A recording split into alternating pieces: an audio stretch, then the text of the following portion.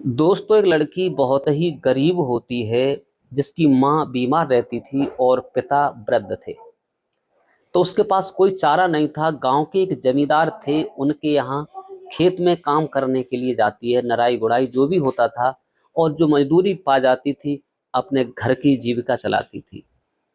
दोस्तों, जब एक दिन काम करने जाती है और उसके फटे कपड़े थे और पुराने कपड़े थे पहनकर जाती है और काम कर रही थी, तभी जमींदार का लड़का गाड़ी से आता है और खेत का मुआयना करता है, मजदूरों को देखता है। तो देखता हुआ वो लड़की जहाँ काम कर रही थी वहाँ पहुँचता है। लड़की जो काम कर रही थी उसके कपड़े कुछ पैसे पुराने थे, फटे थे। जैसे ही वो आता है, देखता है उस लड़की को, तो उसकी नज़र जिस जगह कपड़ा फटा हुआ था नज़र गड़ जाती है और उसे देखता ही रहता है। लेकिन वो लड़की नहीं समझती है, वो अपने काम में लगी थी, उसे नहीं मालूम था। लेकिन वो लड़का जमींदार का जो होता है उस लड़की पर लट्टू हो जाता है। दोस्तों, फिर क्या होता है उसके साथ, वो लड़का क्या करता है, उस लड़की की ज़िंदगी को ही बदल देता है और उसकी ज़िंदगी सुकून से जीने लगता है। दोस्तों नमस्कार, प्रणाम। मैं हूँ प्रेम यादव। जो कहानी तुम्हें सुनाने जा रहा हूँ ये एमपी के ग्वालियर की कहानी है। दोस्तों, एक जमींदार होता है। जमींदार का बेटे का नाम था ब्रजेश ठाकुर था, और इसके पास कम से कम 300-400 बीघा जमीन होती है। रोजाना 10-20 मजदूर उसके यहाँ काम करते रहते थे। गांव के जितने भी मजदूर बाहर नहीं जाते तो उसके यहाँ मजदूरी मिलती रहती थी। कुछ लोग तनख्वाह पर काम करते थे, कुछ लोग झाड़ी पर काम करते थे, और अपना जैसे भी जीविका थी लोग उनके यहाँ चलाते थे। 400-500 बीघा जमीन हो जाती है धीरे धीरे उनके पास। तो उसी गांव में एक रहने वाला परिवार था। उनकी एक बेटी थी, बेटी का नाम था शिवानी। शिवानी गरीबी में पली बड़ी हुई थी और उसकी माँ की तबीयत खराब होती रहती है। माँ भी बीमार ही रहती थी। पिता बुजुर्ग थे, लेकिन जहाँ तक उनसे मजदूरी होती थी तब तक करते रहे, फिर लोग उन्हें नहीं लेके जाते थे। लड़की पढ़ने जाती, जब उसने देखा कि पिताजी को कोई मजदूरी पर नहीं ले जाता है, पिताजी अब परेशान हो चुके हैं, अब इनसे काम नहीं होता, मेरी पढ़ाई का भी बोझ है और माँ की बीमारी का इलाज है, मेरे कोई भाई नहीं है, खेती है नहीं, सब कुछ जब उसने सोचा तो अपनी पढ़ाई को छोड़ने का विचार किया, क्योंकि घर हमारा किसी प्रकार से सुखी हो जाए। तो शिवानी दोस्तों, गांव की जो महिलाएं जाती हैं, एक उसमें ठेकेदार होती है, उससे संपर्क करती है और कहती है कि बहन मुझे भी काम पर लिया चलो, क्योंकि मेरे घर में तंगी है। तो वो कहती तुम तो पढ़ने जाती हो। बोले पढ़ने की तो बात यह है कि अब इतना खर्चा नहीं हो रहा है, पढ़ाई तो अलग रही, माँ की दवा आती है, पिता को कोई मजदूरी पर नहीं ले जाता, मुझे भी इस काम में शामिल कर लो। तो जो ठेकेदार होती है महिला, वो कहती है कल से मेरे साथ चलना। वो लड़की, एक ठाकुर साहब होते हैं, लड़के का नाम ब्रजेश होता है, उसके यहाँ काम करने के लिए सब जाया करते थे। तो काम करने के लिए वो महिलाएं जाती हैं, तो पहले ही दिन वो शिवानी वहाँ जाती है, तो काम अपनी लगन से और बढ़िया तरीका से करती है। 2 दिन काम करती है, 3 दिन करती है, लेकिन उसके कपड़े कुछ ऐसे फटे पुराने थे जो कि उसके पास इतनी तंगी थी जो नए कपड़े नहीं ले सकती थी। दोस्तों, जब वो काम कर रही होती है तभी गाड़ी से ब्रजेश आता है और मजदूरों की देखभाल करने के लिए, क्योंकि मजदूर कैसा काम करते हैं कैसा नहीं करते हैं क्या हो, तो देखने के लिए आता है। मुआयना जब करता है तो देखता हुआ, और महिलाएं जो काम करती हैं वो लड़की कुछ अलग ही दिखाई दे रही थी। ब्रजेश ने देखा ये लड़की आज पहली बार आई है। जब उसे देखा तो उसका जो कपड़ा था ऐसी जगह फटा हुआ था जो उसे देखकर उस लड़के की उस पर नज़र गड़ जाती है। उस लड़की की सुंदरता को और उसके वस्त्र अंग खुला हुआ था उसे देख करके वो लालायित हो जाता है। मानो अब वो, इसके दिल में वो लड़की बस चुकी थी, पैसे वाला बहुत था। दोस्तों, उसके बाद उसका परिचय पूछता है कि बेटी किसकी है, तो वो बताता है। जो ठेकेदार होता है वो भी बताता है, महिला होती वो भी बताता है कि ये गांव के जो श्यामू हैं उनकी बेटी है जिसका नाम शिवानी है। अब श्यामू वृद्ध हो चले हैं, इसलिए ये बेटी उनकी काम करने आती है। माँ बीमार रहती है, पढ़ाई करती थी वो भी बंद हो गई। दोस्तों, उसके बाद में जब एकांत पाता है तो शिवानी को अपने पास ब्रजेश दूसरे दिन बुलाता है और कहता है शिवानी तुमसे एक बात कहना चाहते हैं। तुम ज़्यादा परेशान हो, पैसे की अगर तंगी है तो हम दे देंगे। हम एक बात कहना चाहते हैं, अगर आप परेशान ना हो, आपको दिक्कत ना हो। तो शिवानी कहती है साहब कहिए क्या कहना चाहते हैं। तो ब्रजेश कहता है कि शिवानी मैं तुमसे शादी करना चाहते हैं, तुम मेरे साथ शादी कर सकती हो। तो उस लड़के की उम्र 25 साल होती है। क्योंकि शिवानी यह सुनकर के शर्मिंदगी महसूस करती है और कहती है साहब ऐसी मजाक क्यों कर रहे हो, आपने शादी अभी तक क्यों नहीं की, कारण क्या है। तो कहा कि मुझे कोई लड़की पसंद नहीं आती है।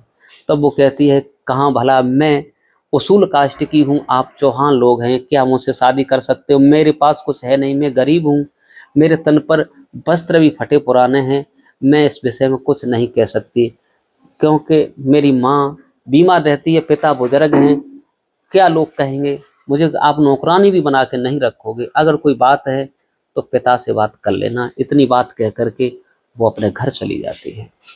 शाम को ब्रजेश गाड़ी के साथ जाता है और श्यामू काका के पास पहुंचता है, बैठता है। जैसे श्यामू देखते हैं, कहते हैं बेटा कहिए क्या खिदमत कर सकते हैं, मेरे पास तो कुछ है भी ना, आप बैठिए, जो भी है। शिवानी पानी लेकर आती है और शिवानी की तरफ देख करके वो इतना लट्टू था कि जो कुछ है जिंदगी में सो शिवानी है। बैठने के बाद श्यामू काका पूछते हैं बेटा कहिए ब्रजेश कैसे आना हुआ इस गरीब की झोपड़ी पर, क्या कोई गलती है, कोई भूल है, क्या है मेरे, आप बताइए खुलकर। तब वो लड़का कहता है कि नहीं, हम आपसे कहना चाहते हैं कि आप मेरा एक काम कर दो, मेरी एक शर्त स्वीकार कर लो, आपको बिल्कुल तकलीफ नहीं होगी। तो श्यामू कहते हैं बेटा बताओ, आप दिल खोल के बताओ, आपसे कोई छुपा तो है नहीं, मेरे पास जो भी होगा आपके लिए हाजिर है। तब ब्रजेश कहता है कि काका हाथ जोड़ करके विनती है, मैं आपकी लड़की का हाथ मांगने आया हूँ। जब ये बात सुनता है श्यामू तो काका चुप रह जाता है। कहा बेटा क्या कोई मजाक है क्या, अरे मैं एक दलित परिवार का हूँ, आप एक चौहान वंश से हो, ब्रजेश क्या कह रहे हो, आप एक राजघराने से शादी करोगे, आपके पास गाड़ी है, 400-500 बीघा जमीन है, हजारों नौकर काम करते हैं, आप कैसी बात है कि मुझे दास के लिए कर रहे हो, मैं अनाथ हूँ। दोस्तों ये बात जब ब्रजेश सुनता है तो कहता है काका जो मैं कह रहा हूँ वो हकीकत कह रहा हूँ, मेरी उम्र कितनी हो चुकी है तुम्हें मालूम है, मेरी 25 साल उम्र है, तुम्हारी बेटी की 20 वर्ष है, रिश्ते बहुत सारे आते हैं, तुम्हें मालूम है मुझे कोई लड़की पसंद नहीं आती, मैंने आपकी लड़की को पहली बार देखा है तो मैंने इसे पसंद कर लिया है, अब आप करो या न करो, मैं आपसे आपकी बेटी को कोई दिक्कत नहीं होने दूंगा, आप मुझे अपनी बेटी दे दो और आपको कोई परेशानी नहीं होगी, आपकी पत्नी जो बीमार रहती सारा इलाज मैं करवाऊंगा, तुम्हारी देख रेख मैं करूंगा, मैं आपके पास रह सकता हूं, मैं पैसे वाला हूं, आपका घर मकान जो भी है सब कुछ आपका है, मेरा है तो आपका है, और ये बेटी मुझे दे दो।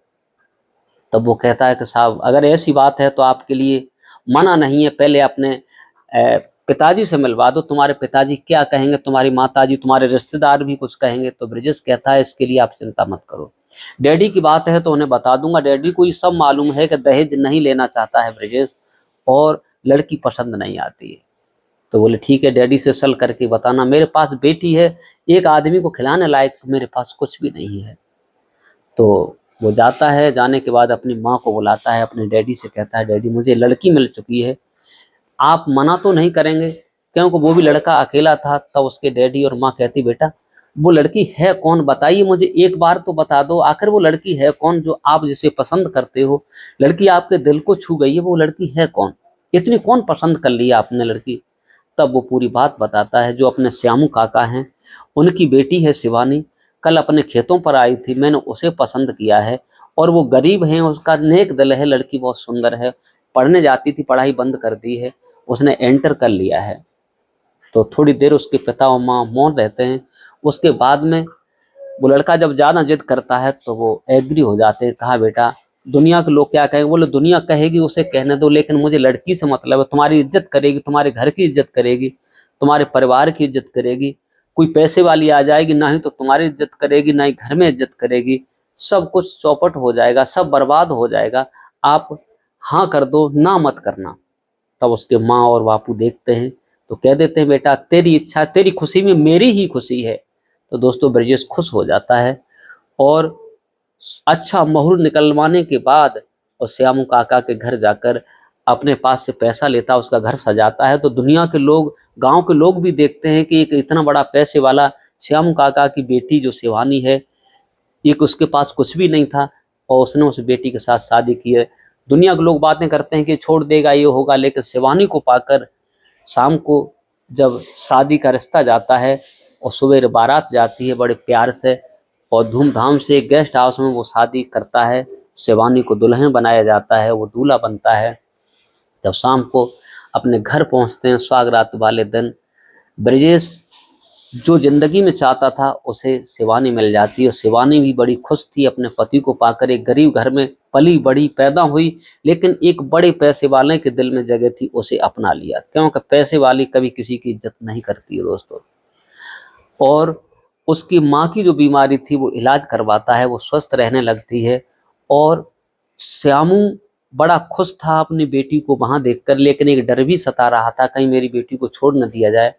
लेकिन ब्रजेश जो था शिवानी को इतना चाहता था कि कहीं भी जाता था तो बगैर शिवानी के पूछे नहीं जाता था। शिवानी भी बड़ी खुश थी और बड़ी इज्जत से उस बेटी को रखता है अपने जीवन संगनी बना करके। और उसका घर उसने ऐसे सजा कर रख दिया, क्योंकि उसके भी कोई भाई बहन नहीं था, उसके भी माता पिता थे, तो घर को स्वर्ग बना देती है। क्योंकि सुलक्षणी बेटी अगर घर में आ जाती है तो घर कैसा भी हो उसे स्वर्ग बना देती है, कुलच्छड़ी आ जाए कैसा भी घर हो उसे नरक बना देती है, क्योंकि घर स्त्री के हाथ में होता है। दोस्तों कमेंट करके अवश्य बताइए ब्रजेश ने शादी करके सही किया और शिवानी में वर्ण किया वो सही किया। कमेंट करके अवश्य बताइए, क्योंकि पति पत्नी एक जैसे होना चाहिए, अगर एक भी कमजोर है तो झटका लगता है। क्योंकि आजकल पैसे के भूखे होते हैं, दहेज के भूखे होते हैं, दहेज नहीं मिलता है तो बेटियां झूल कर मर जाती हैं, उन्हें परेशान किया जाता है। इतना बड़ा पैसे वाला ब्रजेश होकर और एक गरीब लड़की, अनाथ लड़की से मान लो शादी की थी। दोस्तों इस कहानी को सुनाकर किसी को परेशान करना नहीं है, किसी का दिल दुखाना नहीं है, केवल आप लोगों को जागरूक और सचेत करने का मेरा उद्देश्य है, ताकि संसार में, समाज में ये भ्रांतियाँ, ये कुरीतियाँ बंद हो सकें। आज के लिए बस इतना ही। नमस्कार, जय हिंद, जय भारत। मिलते हैं अगले वीडियो में।